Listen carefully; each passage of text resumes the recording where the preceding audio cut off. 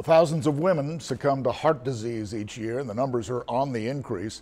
Meantime, organizations are popping up to try to increase awareness in women, show them the signs to watch for. Today, our Madeline Dart spoke with a CCPD employee who has joined that effort. In a building that's typically filled with blue, this room is bleeding red. But the girl power's incredible.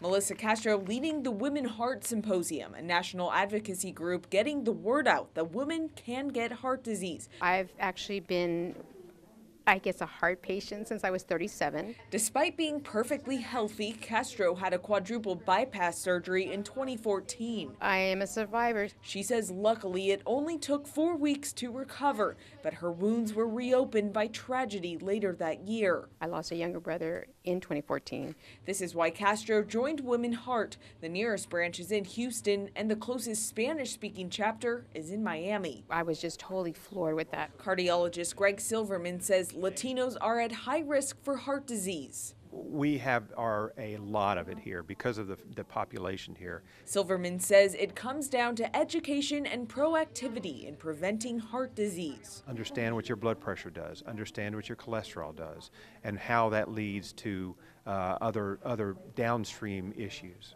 Although these statistics and facts are staggering, Castro and Silverman believe with more education and advocacy, those numbers can be lowered. I want to make it an impression because, you know, they're Latinas. I want to make sure and communicate all that information to them. These types of organizations are very important today, and they do a great job.